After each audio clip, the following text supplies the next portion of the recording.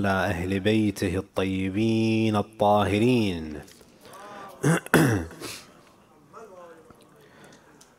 ولعنة الله على أعدائهم ومنكر فضائلهم من الآن إلى قيام يوم الدين. رب اشرح لي صدري ويسر لي أمري واحلل عقدة من لساني يفقه قولي. After the assassination of Uthman ibn Affan, Muslims surrounded the house of Amir al-Mu'mineen, begging the Imam alayhi salam to assume the role of Khilafah. And the Imam alayhi salam, as I mentioned, was reluctant to accept. He says to them, "Da'uni waltamisu ghayri." Leave me and go find someone else. When the Imam alayhi salam told them to leave and find someone else, he was serious. Sometimes when someone offers you something, ta'arufi, you just say, no, it's okay, I don't want it. But the Imam alayhi salam, when he says go and find someone else, he meant it. Because he knew that many of these people who were supporting him did not really know what they were asking for. When you want me to rule, a lot of the privileges that you were used to are going to be taken away. We're going to go back to the days of the Prophet. We're going to reinstate the policies that were established by the Holy Prophet. They pressure the Imam alayhi salam accepts. He reluctantly assumes this role.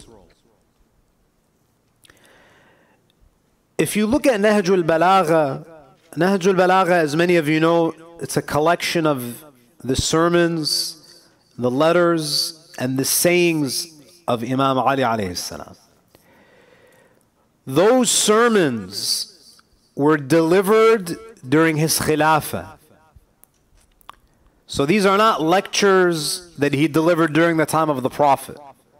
Why? Because during the lifetime of Rasulullah, Ali ibn Abi Talib was a listener.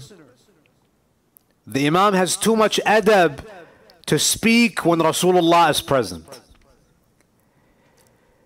After the death of the Prophet, Amir al-Mu'mineen alayhi salam was pushed to the side. He didn't really have a pulpit to speak from.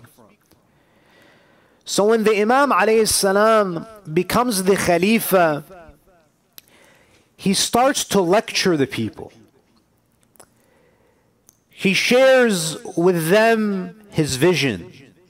Because the mark of a true leader is that the leader shares his vision for the people. The Imam alayhi salam was refreshingly transparent. This is what made the government of Ali alayhi salam unique. Governments are usually not transparent, especially in this day and age, where the government conceals information from citizens under the pretext of what? National security. Whenever they want to take away your rights, they do it in the name of national security. Amir al-Mu'mineen alayhi salam was very open with the people. He started to lecture them. Therefore, when you read the sermons in Nahjul Balagha, these are the sermons of the head of state. These are the sermons that Ali ibn Abi Talib is delivering as the Khalifa. And he's speaking to his subjects. Subjects who are Shi'as and subjects who are non-Shi'as. See, the beautiful thing about the sermons of the Imam is that they have universal appeal. He speaks about something that's going to benefit the Ummah. Things that are going to benefit all people.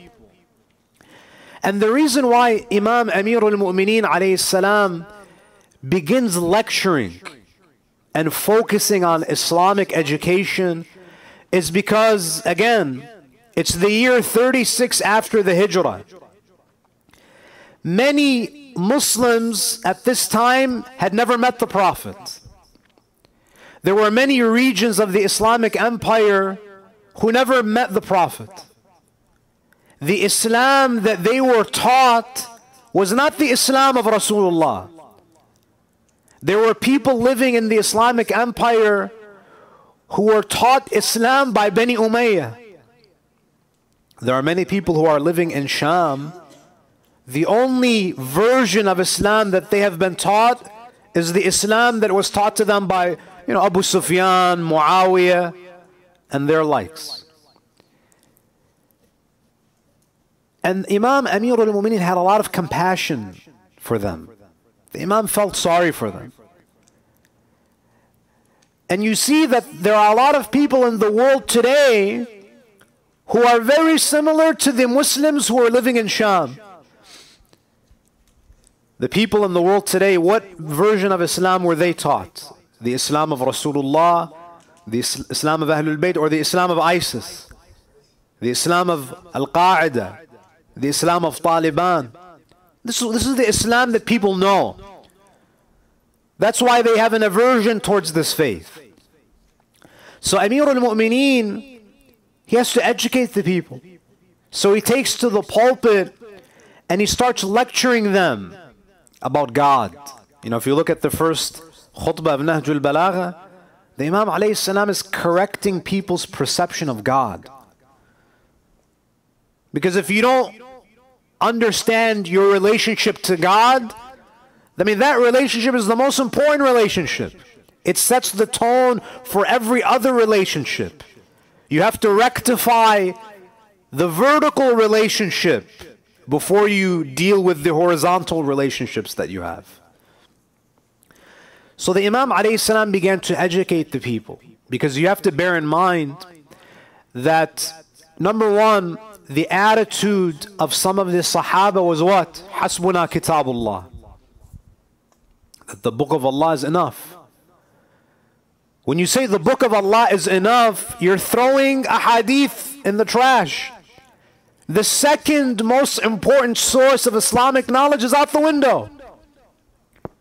How can you understand Islam if your only reference point is the Quran? The Quran is designed for you to always refer to the Prophet. There are 33 verses in the Quran where Allah commands us to pray. 33 times Allah commands us to pray. Now you would think Allah should have told us to pray once and spent 32 verses explaining how to pray. That would have made more sense if it was written by you and me.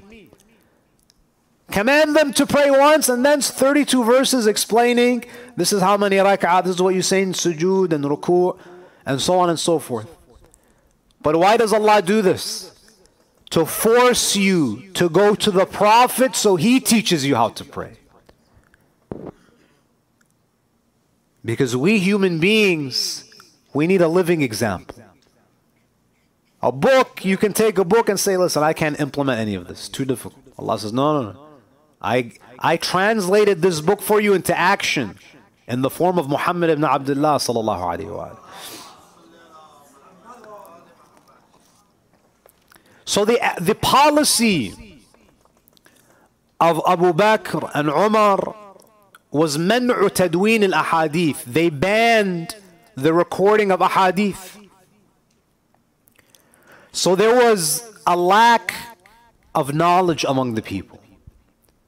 People did not have an understanding of the authentic Islam that was taught by the Prophet. Therefore, you find that Amir al-Mu'mineen, he starts to educate the people on a wide range of subjects. He speaks about Tawheed, about the importance of the Quran. He speaks about ethics, about death, about life after death. He speaks about social issues. Nahj al-Balagha is really a tafsir of the Quran. It's a supplement to the Holy Quran. Now, the Imam alayhi salam, when he comes to power, as I said, he's very transparent. He starts to educate the people. He starts to share with them his vision, what he wants to establish. The Imam alayhi salam starts vetting governors. You know, he has to establish a government, and the people who are occupying government positions are not qualified. So he starts searching and vetting for governors. The Imam alayhi salam wants not just religious people. You know, just because you're religious doesn't mean that you're qualified to lead. You know, just because you pray and you fast doesn't mean that you have leadership skills. The Imam alayhi salam is looking for people who have political awareness, who have that street smarts, who have management skills, and who are pious. And it's difficult to find people like that. It's very difficult. You know, people ask, you know, why hasn't the 12th Imam reappeared? It's because it's rare to find this combination. Socio-political awareness and religious. It's difficult. You know, someone might pray 5 times a day, but if there's a fitna in the community, it's very rare to find someone who's going to conduct themselves properly. So the Imam alayhi salam has to assign governors for the different regions in the Islamic Empire. He has to appoint people to lead Friday prayer, because the second sermon in the Friday prayer is what? It's of a political nature, addressing current events. He has to appoint speakers, Islamic educators, people who are going to be in charge of Hajj, who are going to be in charge of the Islamic treasury, tax collectors. I mean, you're talking about establishing a government from scratch. Now, appointing military commanders. You need a military. You need a defense ministry. So the Imam alayhi salam starts removing the governors that were in Uthman's administration. Now, you can imagine the Imam alayhi salam has advisors. He has his close circle. Some of his companions advised him not to remove some governors. You know, for example, you have Abdullah ibn Abbas, the Imam's cousin, who's respected by both Shias and Sunnis. You know, he's one of the few companions. He's respected by everybody. Abdullah ibn Abbas, because you have to understand that Muawiyah is one of the governors. Muawiyah is a governor in the administration of Uthman. Abdullah ibn Abbas advises Amir al-Mu'mineen, leave Muawiyah, for now at least. Until you consolidate your power, until you establish yourself, don't rock the boat too much. Wait, let him be there until you strengthen your government and then remove him. The Imam says, he goes today. The Imam says, this man has to be removed. Business. Why don't you come in and tell us government how to officials, set up a corporation, a zero how to get tolerance policy. Business. The Imam may Why don't you come in and pardon tell us someone, you know, you how miss to a set up prayer a here and there, but you're stealing from Baytul Mal. This is a red line. Government and DBA, all when you that. don't pray, you're harming yourself. But I'm not going to allow you to harm the society, to take people's rights, to misappropriate funds. The Imam says zero tolerance for this. So it's interesting that when Amir al-Mu'mineen comes to power, as I mentioned, there were many bid'ahs that were already being practiced. When Amir al-Mu'mineen alayhi salam comes to power, it's interesting what he makes a priority. So there are many things that were introduced to Islam that were not part of Islam. Innovations. As I mentioned, the Taraweeh prayers. Does Amir al-Mu'mineen come on day one and say, no more Taraweeh prayers? He doesn't do that. Why? It's important to address this issue, but it's not urgent. Because if you want to prioritize things, you know, we need to learn to make a list. You know, any activity, any goal you want to achieve is going to fall under one of these four categories. Urgent and important, right? So this is number one. It's urgent and it's important. Number two, it's urgent, but it's not that important. Number three, it's not urgent, but it's important. And then number four is what? Not urgent and not important. So this should be the last thing on the list. Amir al-Mu'mineen alayhi salam, so he has Taraweeh prayers. He has to deal with it. But does he make that the number one agenda? Item on his agenda? No. Hayya ala khayr al-amal was taken out of the adhan. We say this is adhan. Ya Amir al-Mu'mineen, you need to change this. Does he change it straight away? It's not urgent. Other issues. Not, in fact, you know, in the Battle of Jamal, we're going to talk about the Battle of Jamal today and a little bit tomorrow. The Battle of Jamal, which was the first of the 3 civil wars the Imam fought during his Khilafah. The Battle of Jamal was fought in the month of Ramadan. They're fighting during the day. At night time, they ask Amir al-Mu'mineen to lead the Taraweeh prayers. This goes to show you that the Imam didn't make it an issue on day one. The Imam says that there's no Taraweeh. You appoint whoever you want to appoint. They were still being practiced. Hayya ala khair al-amal. Does the Imam say, executive order, every masjid has to recite Hayya ala khair al-amal. It's part of the adhan. Come to the best of deeds. It was removed by Umar. Why? Because he said, I don't want people to think prayer is the best of deeds. I want them to think jihad is the best. Because we want to expand the Islamic empire. The Imam alayhi salam, again, these are important issues, but they're not urgent. You know, when the Imam told his army that I'm not going to lead you in Taraweeh prayers because this is not the sunnah of the Prophet. His own men were shouting, Wa sunnatu Umara. What are you doing to the sunnah of Umar? It was deeply ingrained in their psyche that this is part of Islam. The Imam alayhi salam, what made him a great leader is that he knew how to pick his battles. You and I, we don't know how to pick our battles. When we have problems in our communities, we have a lot of problems. If someone changes the cushion on this mimbar, it'll be the biggest fitna in the community. Right? It will be, we'll have a town hall meeting. Forget about the youth who feel suicidal. Forget about the youth who are lost, families who are falling apart. You know, women who are victims of domestic violence. Forget about that. The cushion on the mimbar has been changed to a different color. We don't know how to prioritize. Amir al-Mu'mineen alayhi salam, he says, these are religious innovations. I'll deal with them in due time.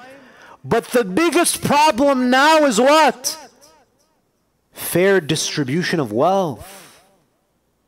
People have to receive their fair share.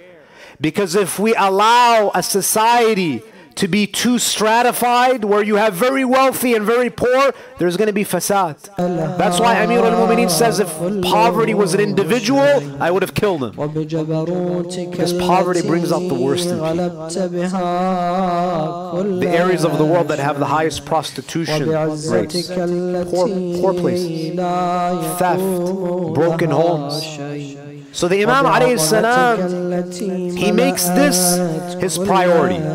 Dealing with the economic corruption. Ensuring that no person is left behind. Everyone is getting their fair share. That the Arab is not getting more than the non-Arab. That the wives of the Prophet are getting an equal share.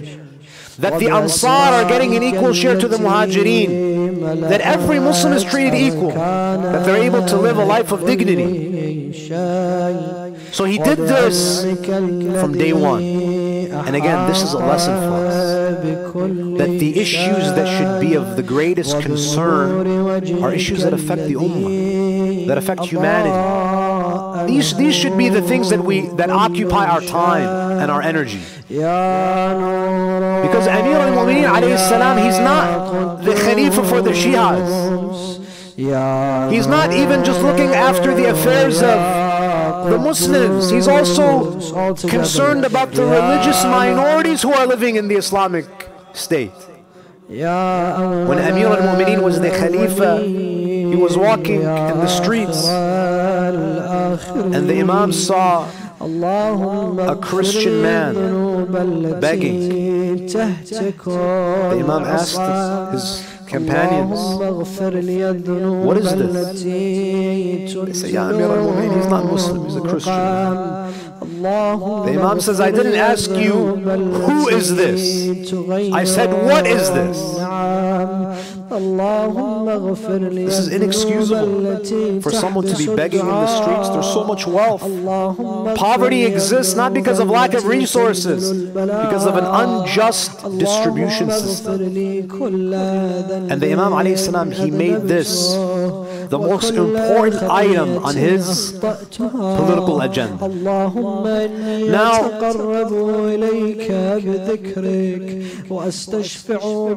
when the Imam alayhi salam comes to power, as I mentioned, the majority of the Muslims, they gave bay'ah to the Imam. Thousands upon thousands, they came to the Imam, they put their hands in his hands, they gave allegiance, men, women, children, they paid allegiance. But there were individuals who refused to pay allegiance. Now, after the assassination of Uthman, the Ummah was fragmented. There was a lot of confusion. Many of the governors of Uthman refused to step down. Can you imagine how difficult that is? You're the Khalifa, and there are governors throughout the Islamic Empire. You have given an order for them to step down. You've removed them, but they refuse to step down. Amir al-Mu'mineen alayhi salam writes a letter to Muawiyah, basically telling Muawiyah that you have to step down, that I'm changing the administration, I'm appointing new people to office. And the Imam alayhi salam very gently asks Muawiyah to step down.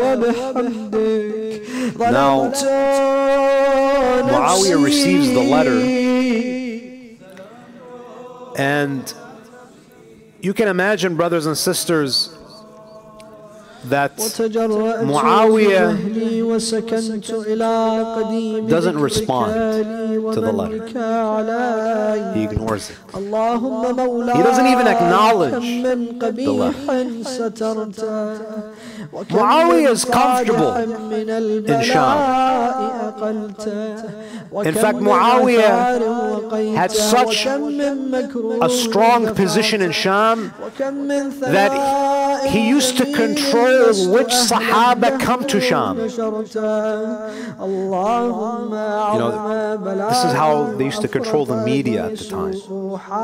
Because Sahaba, the companions of the Prophet, they were a form of media. Muawiyah understood that one of the most powerful ways to control people is you control the information that they get. He used to invite certain companions to Damascus, but he wouldn't allow others. Abu Dhar was not allowed to come to Sham. Ammar ibn Yasir, they're not allowed. Because that brand of Islam, I don't want people to hear about that brand of Islam. The Islam that promotes equality and taqwa. He invited other companions. He wanted to control the information that they received. Now,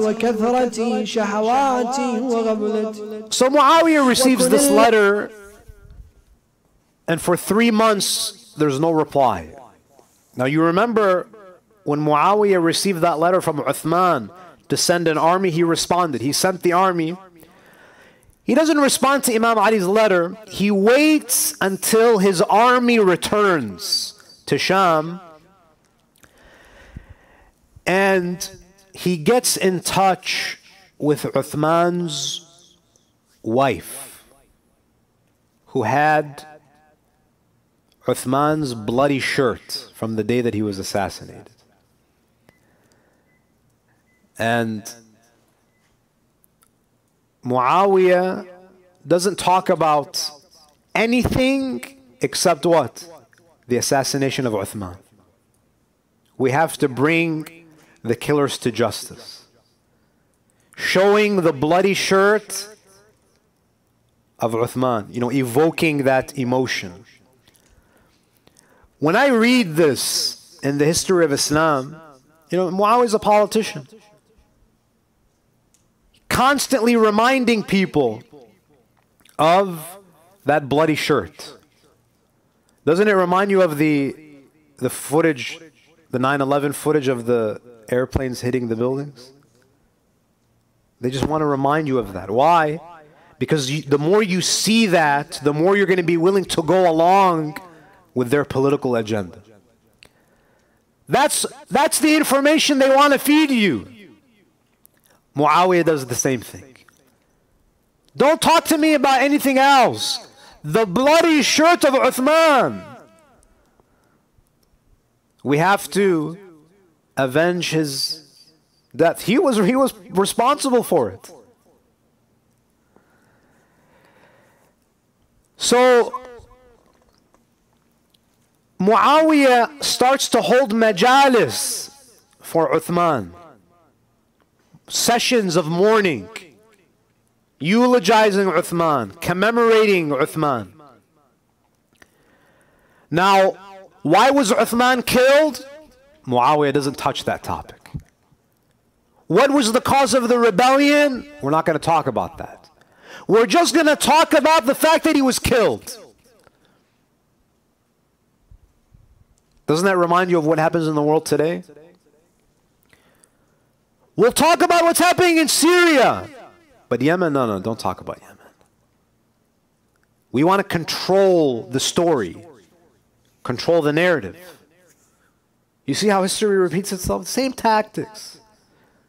We'll only focus on the stories that serve our political goals. Because we want a regime change in Syria, so we're going to talk about how there's a humanitarian crisis in Syria. There is. But what's the reason behind focusing on this story? There's a humanitarian crisis in Yemen too. No. Yemen, put that on the back burner. Because it doesn't serve our agenda. Muawiyah did the same thing.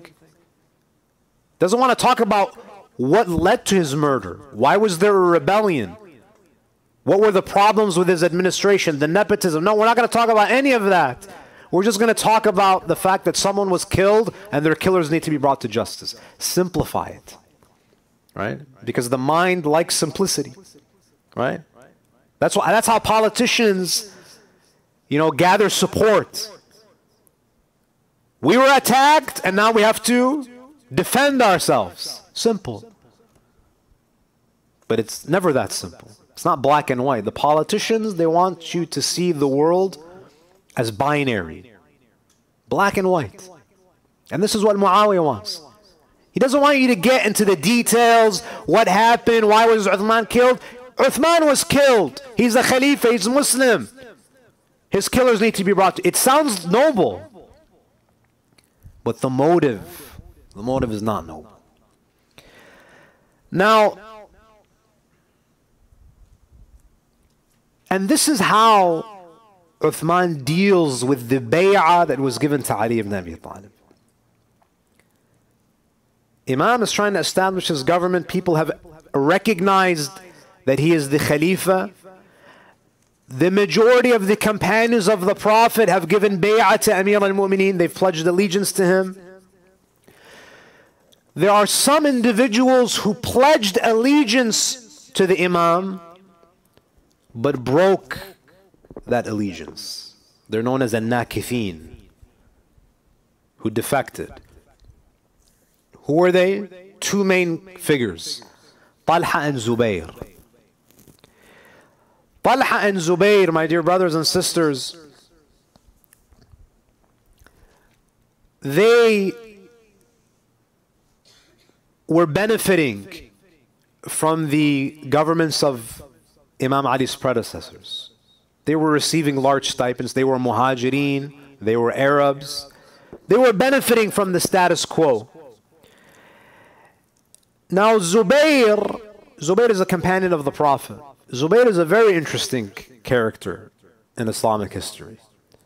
You know, brothers and sisters, Zubayr, after the death of the Prophet, stood with Ali ibn Abi Talib against Abu Bakr. That's how loyal he was. When Umar ibn al-Khattab was on his deathbed and he appointed those 6 men to elect the next Khalifa, Zubayr voted for Ali. He voted for Ali ibn Abi Talib. And he was part of the rebellion against Uthman. He was receiving a high stipend, so he sees this as, my friend Ali is now going to become the Khalifa. So I'm going to be taken care of again. So he was expecting what? The governorship of Yemen. The governorship of Yemen. When Ali ibn Abi Talib comes to power, Talha and Zubayr, they realize that Ali's not going to give us anything. Right? The whole you scratch my back, I scratch your back, it's not working.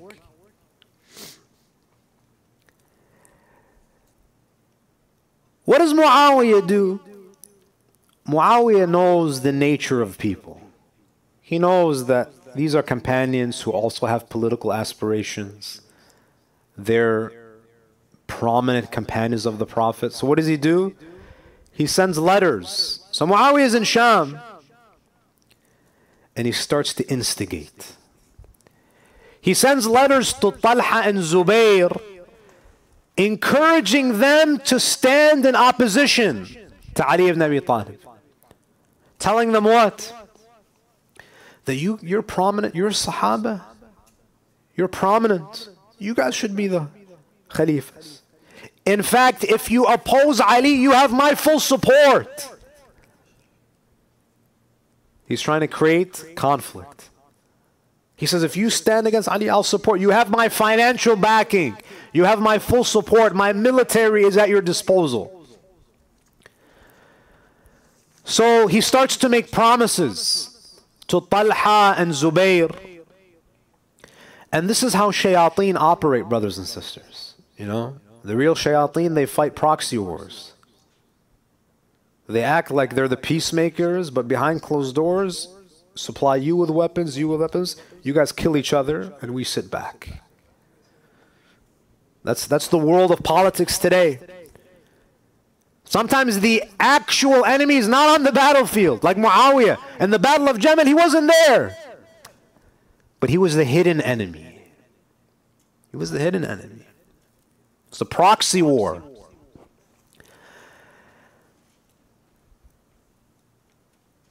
Now, Amir al-Mu'mineen alayhi salam, Allahumma salli ala Muhammad wa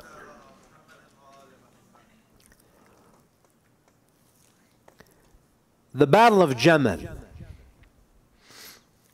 So, the Battle of Jamal, see the events that I'm speaking about is going to lead us to the first battle in Imam Ali's reign, in his Khilafah. The Battle of Jamal. Now, why did this battle take place? Who were some of the key figures? Who supported Ali ibn Abi Talib and who opposed him? Now, in the camp of Ali alayhi salam, there were over 700 Sahaba of the Prophet who were supporting Ali ibn Abi Talib. Some of them include Ammar ibn Yasir, Qais ibn Sa'd ibn Ubadah. Very well-known companions were with Amir al-Mu'mineen. Many tabi'een, second-generation Muslims, well-known, prominent, were with Ali ibn Abi Talib. Malik al-Ashtar, Muhammad ibn Abi Bakr, they were supporting Amir al-Mu'mineen. Kumayl ibn Ziyad was with Ali ibn Abi Talib. But the problem was, there were certain influential companions who opposed Ali. In fact, not just companions. One of the wives of the Prophet opposed him. You see, brothers and sisters, Amir al-Mu'mineen is there, and he's being supported by many companions. But then you have other big names who are connected to the Prophet. One of who's married to the Prophet, the wife of the Prophet, who's leading a military campaign against Ali ibn Abi Talib. Now, as I mentioned, when we speak about the Battle of Jamal, it's impossible to talk about the Battle of Jamal without talking about Muawiyah. Because as I said, he is the hidden enemy. He's the hand underneath the puppet. He's the one that's moving and pulling the strings. So as I mentioned, he starts writing these letters to Talha and Zubair, telling them that you're more qualified, you're more deserving of the Khilafah. He promises to support them. After the assassination, and then you have Aisha. Remember, Aisha hated Uthman. Why? Because he reduced her monthly stipend. It all goes back to money. She hated him. Marwan ibn al-Hakam, Uthman's son-in-law. Walid ibn Uqba, all of these Umayyad governors were removed from power, so they're naturally not happy. They get together, they want to come up with a plan. Marwan ibn al-Hakam reaches out to Aisha.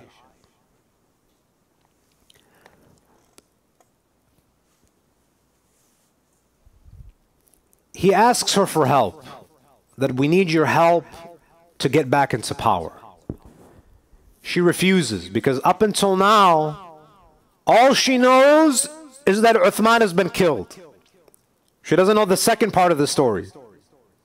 She doesn't know that Ali is now ruling. There was a lot of jealousy between Aisha and Ali ibn Abi Talib. She was very envious of him. In fact, there's a book I'd like all of you to read. It's written by a non-Muslim author. The book is called After the Prophet, by Leslie Hazelton, and it's a relatively objective book. She takes most of her information from Tariq al-Tabari. She tries to be objective. There are certain things where she fails in her objectivity, but she does a very good job at psychoanalyzing Aisha. And she very clearly says that Aisha was deeply jealous of Khadija, of Fatima, of Ali. In fact, there are many occasions where Rasulullah, where Ali ibn Abi Talib would visit the Prophet on the day that he had designated to be with Aisha, and Aisha would be upset. She would yell at Ali ibn Abi Talib saying, "This is the one day that I have with the Prophet. I get one day every 9 days," because the Prophet had 9 wives. Once every 9 days I get to spend an evening with the Prophet, and then you come and you take time away from me. She had a lot of envy towards Ali ibn Abi Talib. And we'll see, later on, tomorrow, we'll talk about how she reacted when Ali ibn Abi Talib was struck in Kufa. What did she do? Imagine the envy. She went down to sujood and did a sajda of shukr that Ali is gone. Can you imagine that? She was deeply envious of him. So when she finds out that Uthman has been assassinated, Marwan ibn al-Hakam asks for help, she declines. When she discovers that Ali ibn Abi Talib is now in power, she's more willing to help. She was the one who was calling for the death of Uthman. Now she's saying that we have to avenge the killer of Uthman. Why? Because now Ali's in power. I have to have an excuse to oppose him. Now, Muawiyah begins to contact the governors who were in power during Uthman's reign. And he says that we have to be united, we have to work together. And he gives them instructions to remain in Medina and create a fuss about the death of Uthman. That we all have to have one slogan. The slogan is that we have to avenge the death of Uthman. Subhanallah, the people of Batil, they're united, but the people of Haqq are disunited, fragmented. So they all unite under this slogan that we have to avenge for the death of Uthman and hold Ali ibn Abi Talib responsible. This is what they do. They hold Ali alayhi salam responsible for the assassination of Uthman. Now, Talha and Zubayr, as I mentioned, they also become the key figures in the Battle of Jamal. So you have Muawiyah as the hidden architect. You have Aisha, who's there to kind of give legitimacy to this military movement. And then you have Talha and Zubayr, also influential people. Brothers and sisters, Talha and Zubayr were very well known. As I said, there are 120,000 companions of the Prophet. The fact that your name is known, you're lucky. Talha and Zubayr were war veterans. Talha got injured during the Battle of Uhud. He had paralysis in his arms. So these are people that actually made sacrifices. You and I, we think we're big shots because we come to the masjid. We sacrificed a weekend. Oh, big deal. They put their lives on the line. They were very well known. They were very reputable in the eyes of other Muslims. Now, Talha and Zubayr, what's interesting about them is that after the assassination of Uthman, they were the first two to give allegiance to Ali ibn Abi Talib. They were the first ones. And it's really amazing how someone can be on the front lines of Haqq, and in a short period of time, they're on the front lines of Batil. This is why you have to ask Allah for husn al-aqibah. You have to ask Allah to make sure that your end is good, that you're on the right path. Don't be too confident and say, oh, I'm okay. Even prophets, they pray for husn al-aqibah. You have to ask Allah to keep you on the straight path. Don't become deluded. Be humble. Always ask Allah for guidance. Now, Talha and Zubayr, they realize that Ali ibn Abi Talib is not going to give them what they want. They want the governorship of Yemen and Basra. He's not going to give it to them. So they decide to meet with Marwan ibn al-Hakam. The Umayyads are offering them power. They're offering them position. They're offering them money. And the way that the Umayyads try to solicit their support is they tell them that, you guys sacrificed so much for Islam. You guys fought in battle alongside the Prophet. You are treated equal to the guy who lives in Yemen who never met the Prophet. You see how they try to attract them.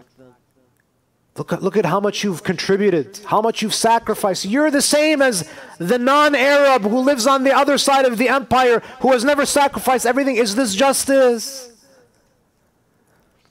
So promises are made. But Ali ibn Abi Talib alayhi salam is a man of taqwa. It's difficult to say no to friends and family. Even ulama have this problem. Brother-in-law, son-in-law, they might not say anything because it's family. But the Imam, when it came to haqq, whether you're family, whether you're not family, the Imam was firm. And this is why Amir al-Mu'mineen, he says, مَا أَبْقَانِيَ الْحَقُّ مِنْ صَدِيقٍ. My adherence to the truth left me without friends. It's difficult. You have to be worried if you have a lot of friends, right? Maybe people don't like the truth. It's bitter.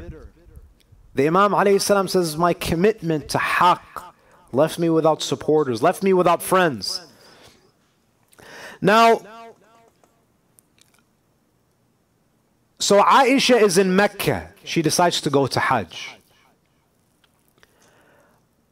Talha and Zubayr, they request from Ali ibn Abi Talib that they want to go perform Umrah. They want to go to Mecca. The Imam alayhi salam says, go, but don't create any fitna. They leave. Amir al-Mu'mineen says, I know what they're going to do. They're going to meet with Aisha. They're going to meet with others. And they're going to come back as my enemies. Because they want dunya. It's amazing, brothers and sisters, how much what people are willing to do for the sake of dunya. On the day of Ashura, one of the daughters of Imam al-Hussein, young child, little girl, when the enemies came and they set fire to the tents, they pulled the earrings from the ears of the daughters of Imam al-Hussein. The daughter of the Imam says, and this person is crying while he's pulling the earrings, and the blood is dripping from their earlobes. She says, why are you crying? He says, because you're the granddaughter of the Prophet. She says, if you know that, why are you doing it? They say, because if I don't take it, someone else will. Dunya, hubbud dunya. So they leave Amir al-Mu'mineen, they go to meet with Aisha in Mecca. And the rebellion begins in Mecca. They gather support. Now, what was the role of Aisha? Now, as you know, brothers and sisters, the Prophet had 9 wives, more than that. Why is Aisha so prominent? Because she's not just the wife of the Prophet, she's also the daughter of the first Khalifa. So she's very well known, very prominent. Salama, another wife of the Prophet, warned her that don't leave the house. The Quran specifically mentions that you have to stay at home so you're not exploited. Aisha was very outspoken. She was the youngest of the Prophet's wives. She was very charismatic. She had a fiery personality. And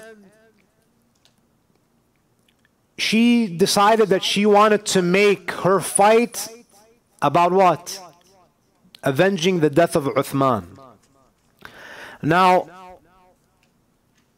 brothers and sisters, the problem with people, and inshallah I'll mention this in a few moments.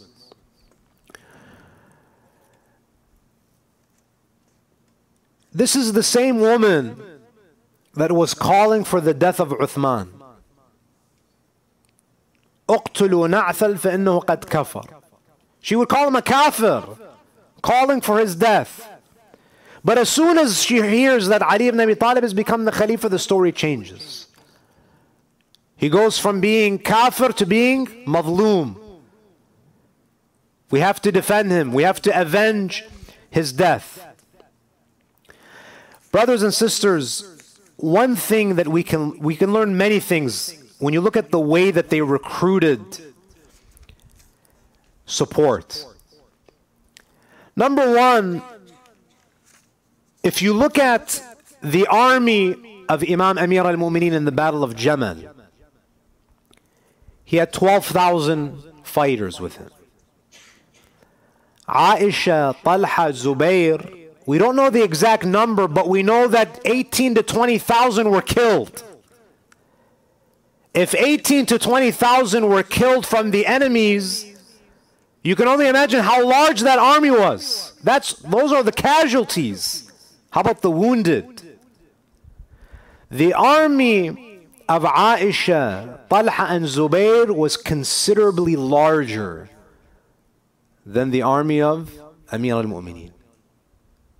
And this reminds us what? That haqq is not necessarily the majority. In many cases, you find that batil is in the majority. Sallu ala Muhammad wa ali Muhammad.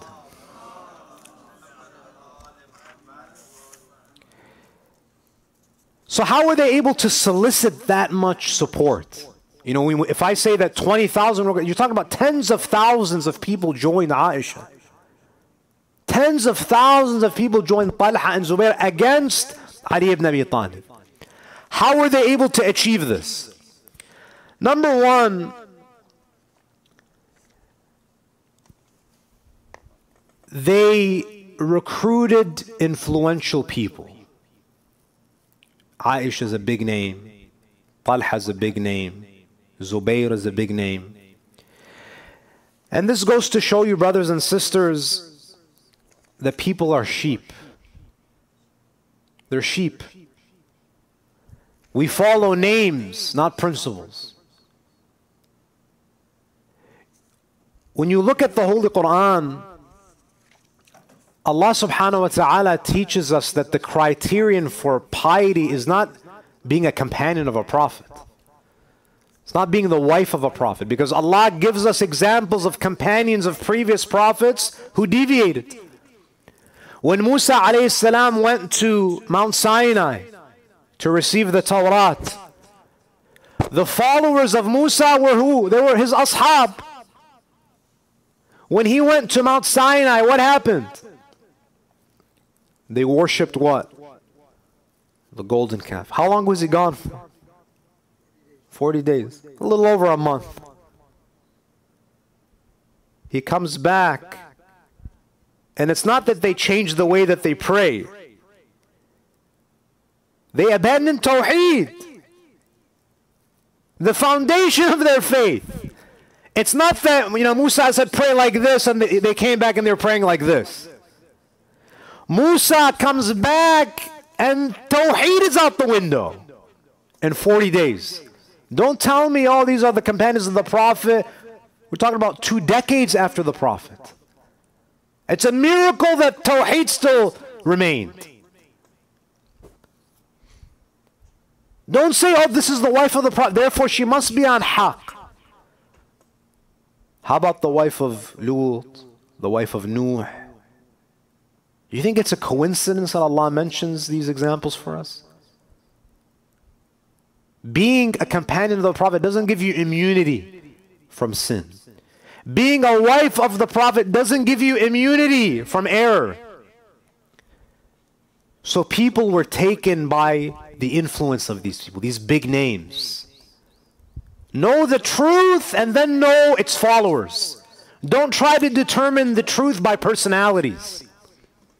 It's an important lesson that we learn. Secondly, the way that they were able to solicit support was they made up lies about Ali ibn Abi Talib. So on the one hand, they tried to recruit influential people. Aisha tried to bring Hafsa with her, the daughter of Umar. But Abdullah ibn Umar wouldn't allow his sister to go because he wanted to remain neutral. And that's also a mistake. It's not enough to remain neutral. You have to align yourself with the truth. When the 12th Imam reappears, are you going to be neutral? When the truth has been distinguished from falsehood, you have to take a stand. You can't say, for example, what's happening in Yemen now, I'm neutral. I'm not going to take a position. Haqq and batil is very clear. You have to take a very firm stand. So they recruited influential people, number one, because people follow names. Number two, they spread lies about Ali ibn Abi Talib. They portrayed Ali ibn Abi Talib as this power-hungry individual who's been waiting for 2 decades to seize power. That's why, if you look at this period in history, this was what Muawiyah was telling everybody. He's saying that, oh, Ali was jealous of Abu Bakr, Umar and Uthman, and he's so eager to come to power. But the reality was the opposite. The Imam, they were begging him and the Imam was refusing. Because if you portray Ali ibn Abi Talib as he is, no one's going to fight him. No one's going to hate him.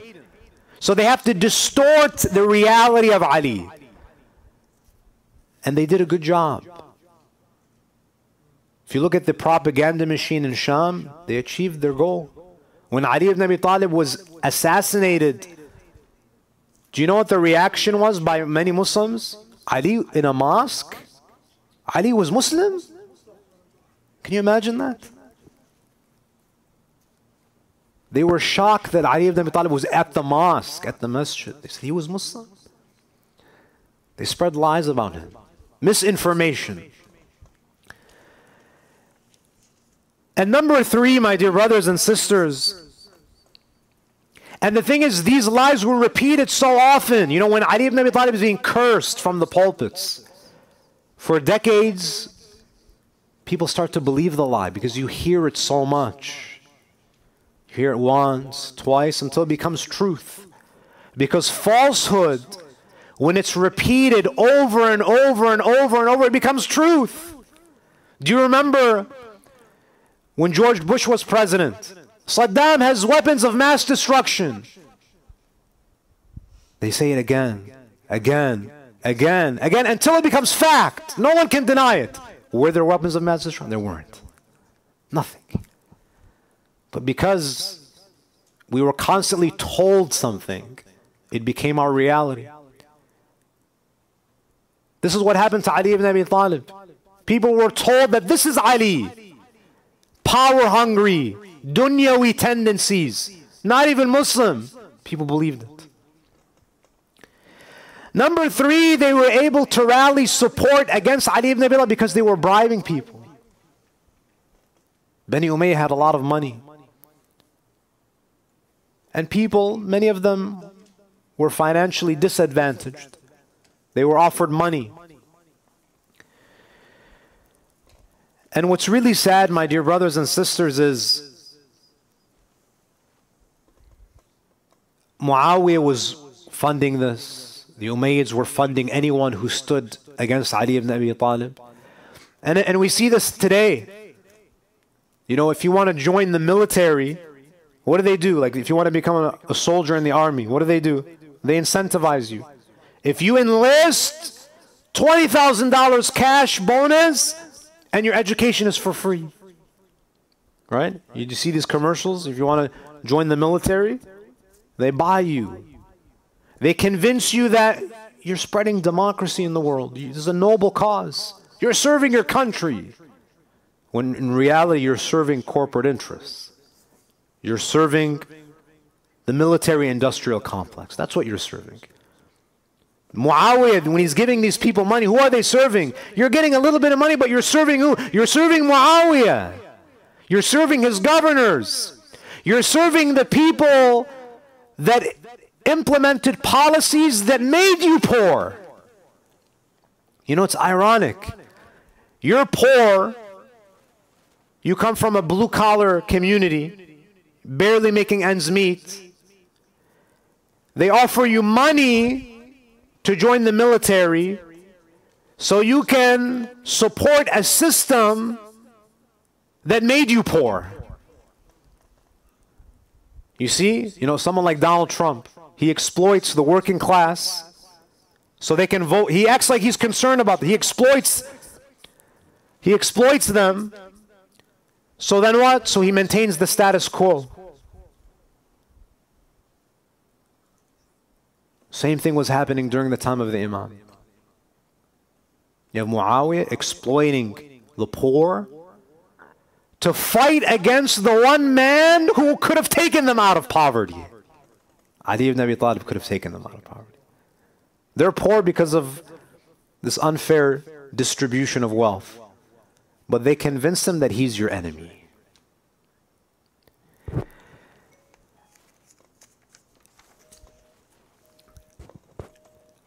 صلوا على محمد وآل محمد.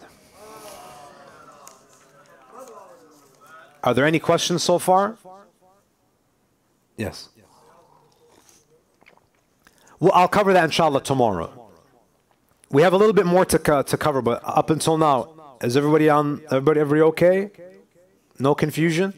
Yes.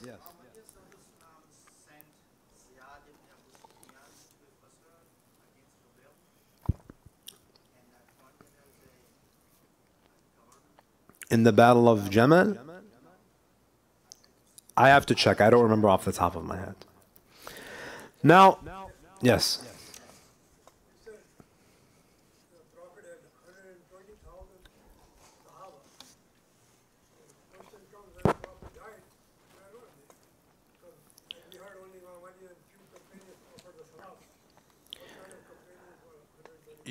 Again, many of them were elderly, so many of them passed away in this period, and others migrated to different parts of the Islamic Empire. So in that locality, there were only a few thousand left. That's for another discussion as to what happened and why there were only a handful of people that attended the Prophet's funeral. So this is how they were able to recruit so many people against Ali. Now, what was the Imam offering? How was the Imam recruiting people? Brothers and sisters, when you read history, oftentimes Orientalists, they'll portray Muawiyah as this sophisticated politician, while Ali ibn Abi Talib wasn't as sharp. Amir al-Mu'mineen, he says, Wallah inna Muawiyah laysa bi-adha minni. Imam, he says, I swear by God that Muawiyah is not more conniving. He's not smarter. He just doesn't have morals. You think Amir al-Mu'mineen, if the Imam, if there was no Sharia, if he had no fear of Allah, Muawiyah couldn't have played any of these games. But the Imam fears Allah. Muawiyah doesn't have any boundaries. So the Imam says, don't think that he's outsmarting me. He's not. He doesn't have a moral system. He doesn't have fear of God. He'll go to any lengths to achieve his political goals. Whereas I only operate within the boundaries of the Sharia. Now with Amir al-Mu'mineen, so there were certain people who supported the Imam, others supported Aisha, Talha and Zubair, and then you have people who tried to remain neutral. Abdullah ibn Umar, as one of the brothers mentioned. So he's the son of the second Khalifa. He wanted to remain neutral. But as I said, brothers and sisters, You know, sometimes religious people think that I have to always avoid conflict and confrontation. You know, sometimes when there are problems in the community, no, I don't want to get involved. You know, I don't want to create problems. No, sometimes you have to be a bit confrontational. Sometimes conflict is necessary. Don't think that, you know, being religious means that I hug everybody and it's okay. Sometimes you have to take a stand. Sometimes you have to be confrontational. There are too many religious people who go along to get along. And that's how fasad spreads. When good people don't do anything, they sit silently. This was the problem of Abdullah ibn Umar. Amir al-Mu'mineen alayhi salam, again, if he didn't have fear of Allah, he could have went to the other wives of the Prophet. He could have brought Salama with him to neutralize the influence of Aisha. In fact, Salama even tells Amir al-Mu'mineen that, Wallah, I would come with you if it were not the ayah in the Quran, وَقَرْنَ فِي بُيُوتِكُمْ. I would have joined you if it was not for the verse where Allah commands the wives of the Prophet to remain at home. Did the Imam bribe the wives and says, come with me? Aisha came out, so you come out. Did he try to justify bringing another wife of the Prophet with him to neutralize Aisha? He didn't. Because he has piety. He has fear of Allah. The Imam alayhi salam didn't bribe anyone. So you have Bani Umayyah, Muawiyah bribing people, paying people to oppose Ali ibn Abi Talib. Was the Imam offering people money? He didn't offer them anything. You know how much he paid them? Just to cover their expenses? 500 dirhams. Small amount of money. To do what? To go to war, you leave your family. And usually in war, when you defeat your opponent, there's spoils of war. You confiscate the property and the belongings of the enemies. But that's what happens when you're fighting against non-Muslims. But you're fighting Muslims. You can't touch their property. You get nothing but 500 dirhams. That's it. The Imam didn't try to incentivize them with money. He says, this is our taklif. You have to come qurbatan ila Allah. You come for the sake of Allah, and that's it. I'm not going to promise you the governorship. I'm not going to pay you. If I have to pay you, I don't want you in my army. If I have to pay you and bribe you, I don't want you in my army. This was the Imam's attitude. Now, the battle takes place in the southeastern part of Iraq, in a city called Basra. So Aisha, Talha, Zubair, with their massive army, they march to Basra. Basra was a very important city. There was a lot of wealth there. They go to Basra, so they march from Mecca, Medina to Basra, and the Imam had a governor in Basra. It was a sovereign state. They arrive in Basra, and Aisha is there, Talha is there, Zubair is there. They kill 1,000 people affiliated with the government of the Imam. 1,000 people. People working in the government. They take over Baytul Mal in Basra. They loot it. You know, what happened to piety? What happened to taqwa? What happened to amana? What happened to the sanctity of human blood? They take over Baytul Mal.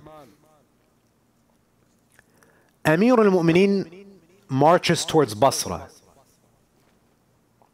It's a very delicate situation. This is the first time in history that Muslims will be fighting against each other. You think the Imam is happy? You think he's marching, proudly into Basra? He brings his army, but he stations them outside of Basra. He doesn't want to just go in full force and then create bloodshed. The Imam stations his army outside of Basra.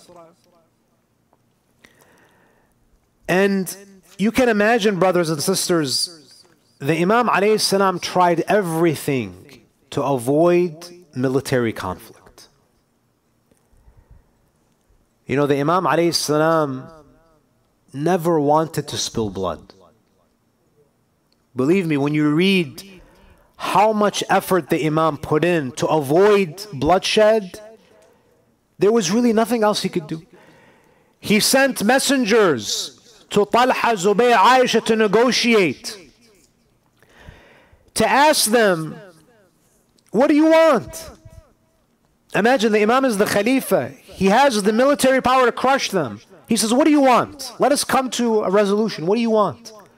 Why are you fighting me? They say two reasons. They say, because of the assassination of Uthman. That's what they tell the Imam. That we have to avenge the killers of Uthman. They were responsible for it. Can you imagine dealing with that type of hypocrisy? They mention Uthman's death. And you're not a legitimate leader. They weren't giving him valid excuses. The Imam says, no one forced you to pledge allegiance to me. You were the first ones, Talha and Zubayr, you came to me. What happened? They wouldn't want to admit it. They thought the Imam was going to give them something in return. Now, all of a sudden, there's a discussion that, you're not a legitimate ruler. You were elected after the assassination of Uthman, making excuses. So the Imam is outside of the city of Basra on the outskirts.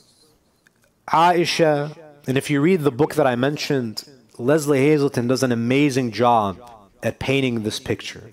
I mean, you could almost see Aisha was on a camel and she was motivating the people to fight. She was the nucleus of this army. So they come out.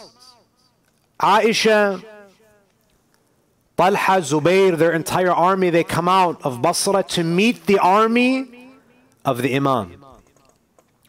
Now you can imagine how tense that moment was when the two armies meet, armed to the teeth. The Imam alayhi salam told his soldiers, do not say anything, do not shoot any arrow, do not draw your sword, do not do anything to provoke them. Do not do anything that will escalate this into violence. Remain calm. The Imam alayhi salam says, do not fight until I give you the green light to fight. Then the Imam, he turns to his army and he says that I need one volunteer, one individual to come forward without any weapons. Drop your weapon and stand in front of the army and hold up the Quran and ask them, let us resolve this conflict by referring to the Quran. Let the Quran be the judge between us. And the Imam says, the one who does this is going to be killed. So you have to know that whoever raises their hand, you're going to be killed. You're going to be shaheed. But I need someone to do this, to put the hujjah against them. It's not easy. Imagine the Imam says, listen, I need you to stand up and send a message and you're going to be killed. How many of us would rise to the occasion? One youth, there were many Sahaba, many prominent people. One young man stood up. The Imam was very upset to see that. Because all of these grown men, these soldiers, one youth stood up. It's not that there were 10, 50, 100 people raising their hands, eager to sacrifice. One young man. The Imam repeated the request twice, 3 times, only this one young man. He goes and holds a copy of the Quran and asks the people that let us make the Quran the judge between us. And he was killed. Historians say that Aisha gave the order to shoot him down. Now, as I said, Aisha was on her camel and she was motivating the fighters. And a lot of them, they felt that this was, a sacrifice for Islam, that we're defending al-Mu'mineen. That the Imam is fighting people who think that they're defending Islam. This is the tragedy. Amir al-Mu'mineen calls upon Zubayr, the Zubayr that was with him during the days of the Prophet. The Imam says, by the way, at the time of Dhuhr, before the battle began, it shows you how fearless Amir al-Mu'mineen is. The Imam, he took a nap before Dhuhr. He was walking around his soldiers without any armor, fully confident. He didn't have bodyguards, because when you're on the right path, you have nothing to worry about. He comes and he says, "Where's Zubayr?" They say, "He's over there." The Imam says, "Bring him, I want to speak to him." Zubayr comes and faces the Imam. Imam Amir al-Mu'mineen, he says, "Oh Zubayr, I want to remind you of something. Maybe you forgot.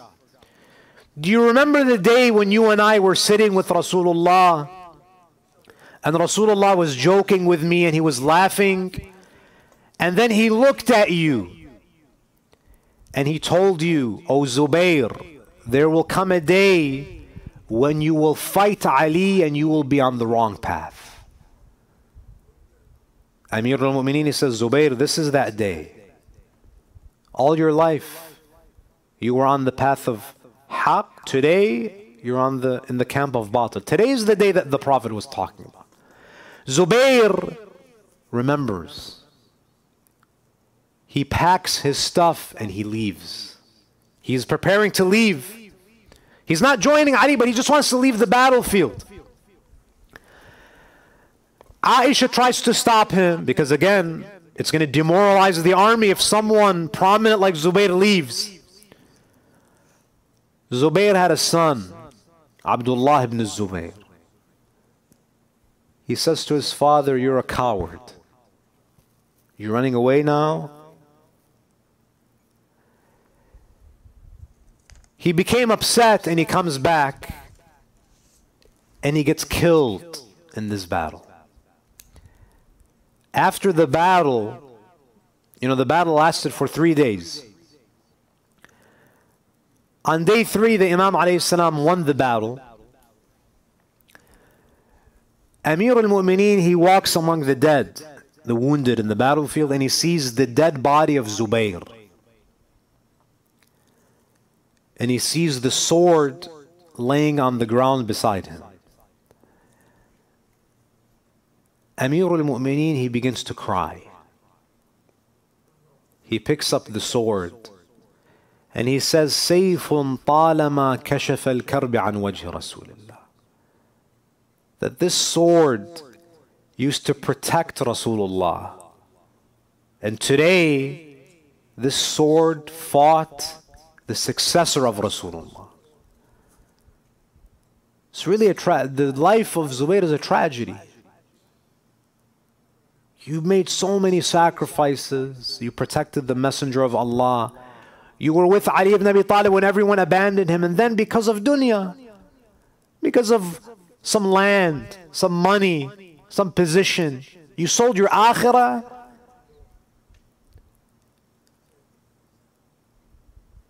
$20,000 were killed in that battle. Can you imagine that? 3 days. 20,000 casualties from the side of Aisha, Talha and Zubayr.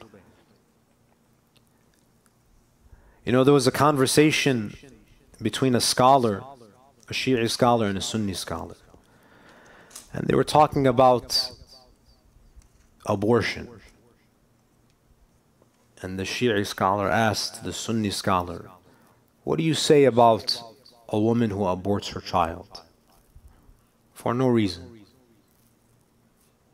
Allah is going to punish her." because she killed her child unjustly. The scholar, the Shi'i scholar, says to him, what do you say about a mother who killed 20,000 of her sons? If Aisha is the mother of the believers, she brought an army and 20,000 of her sons were killed for no reason. For what? For nothing. Amir al-Mu'mineen, his side, they had casualties of 500-600. 20,000 were wiped out from the enemy's side. You know, my dear brothers and sisters, Amir al-Mu'mineen's army was numerically smaller. His enemies, the army was much larger. But this goes to show you that Allah subhanahu wa ta'ala in the Quran reminds us that there are many instances when a steadfast minority defeats a majority. Allah subhanahu wa ta'ala says, كم من فئة قليلة غلبت فئة كثيرة بإذن الله. How many times has a small army defeated a large army with the permission of Allah? You know, and I'll conclude with this, and inshallah we'll continue our discussion tomorrow, and we'll have maybe some time for Q&A. You know, sometimes the enemies of Islam, they look very sophisticated.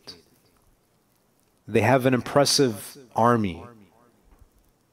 There's a verse in the Quran, you know, Surah Al-Ankabut, مثل الذين اتخذوا من دون الله أولياء كمثل العنكبوت اتخذت بيتا وإن أهون البيوت لبيت العنكبوت. Whoever relies on any power other than Allah, that's like the spider spinning the web. It's like a web. And the weakest of homes is the spider web. You see, the thing about a spider web is it looks very complex. It looks very intricate. You know, there are superpowers around the world, so impressive. So much technology, so much military power. They look so complex and intricate and advanced. But Allah says they're like the spider web. They look intricate and complex, but all it takes is one blow to bring it down. Fir'aun, Namrud, all of these empires, Allah wipes them out when they become oppressive, when they don't respect the sanctity of life, when they wrong people, when they commit iniquities. So this story, the story of Amir al-Mu'mineen in the Battle of Jamal, is a reminder that haqq, truth, most of the time is going to be the minority. The enemies are going to use any means necessary to solicit support. But in the end, if you're steadfast, Allah subhanahu wa ta'ala gives victory to the people of haqq over the people of batil. Inshallah, this concludes our session for today. We'll continue our discussion tomorrow with the Battle of Siffin and Nahrawan. And inshallah, we'll try to derive some practical lessons. Any questions or comments? Yes.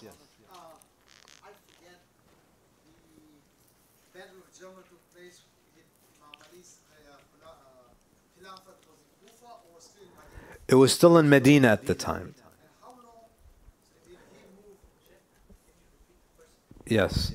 So the question is, was the capital of Imam's government in Medina at the time of when the Battle of Jamal took place? The answer is yes. The Imam changed the capital from Medina to Kufa after the Battle of Jamal. And the Battle of Jamal took place in the 36th year after the Hijrah in the month of Ramadan. And yeah. Why the long distance? Why go to Basra while in Medina? Because the enemies were in Medina, Aisha, and Imam Ali's capital was in Medina. So why they choose to go that far? Because the Imam had more supporters in Medina. There was more support in Medina. And so it would be difficult for them to build an army and to plan an attack in the Imam's backyard. So they have to go to a region where there is support and they could get access to, for example, the funds. They can't attack Baytul Mal in Medina, so they have to go to and the Imam has too many supporters in Kufa. The next wealthiest region that's vulnerable is Basra.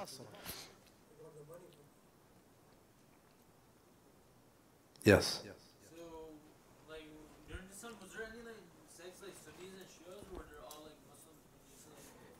Because, there's, like, the Sunnis, like, follow, like, everyone, like, follow the Prophet. And then there's, like, Shia follow Imam Ali, so there are, like, two different sects at that time? It wasn't crystallized in the same way that it is today. So, you couldn't say Sunni and Shia and people would understand that you're talking about two different sects. At that time, the division was not crystallized in the way that it is today. But there were definitely people in the Muslim community, the majority of them revered, personalities like, Abu Bakr and Umar. Even in the army of the Imam. I mean, I think a lot of people fail to realize that many of the supporters of the Imam in the Battle of Jamal were not Shia. So the Imam formed alliances with people who didn't necessarily see eye to eye with him theologically. But the Imam united them because we had a common goal to achieve. And who's that, like, young, like, man or the boy who got, like, killed? I don't remember the name. But he was a young person, and he was killed in that battle. Sisters, any questions? Yes. There's no response. What is there to say? Jaw drops, right? Yes.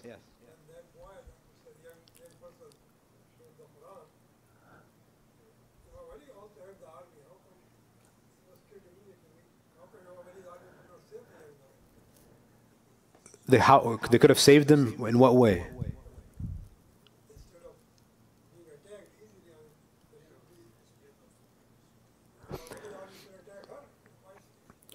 I mean, the Imam gave his army strict instructions that, you're not to fight, you're not to shoot an arrow, draw your sword until I give you permission. And, again, the Imam alayhi salam, in his wisdom, understood that this has to happen. Sometimes certain things have to happen to expose the evil of the enemies. Look at what length. I mean, they killed someone who was unarmed. When we talk about why did Imam al-Hasan alayhi salam, sign a peace treaty with Muawiyah, one of the reasons is to expose Muawiyah. The Imam knows he's going to break the treaty. Sometimes it's to expose the enemies. Any other questions or comments? I hope the sessions are not too long. Are they too long for you guys? They're okay? Okay. If you have any complaints, direct them to Mehdi. How was the food today? Was it okay? You guys have diabetes, inshallah, today after all the ice cream?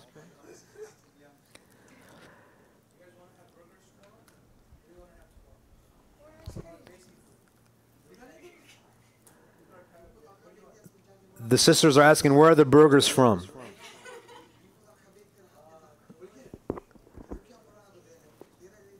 Do you have somewhere in mind? McDonald's or Burger King?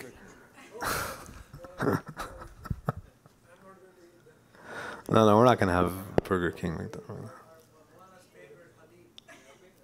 Which one is it? So tomorrow, what time are we meet? Same time? We'll meet for namaz, American time. Right? Not Desi time, Arabic time. We'll come on time, 1:30ish? 1:37?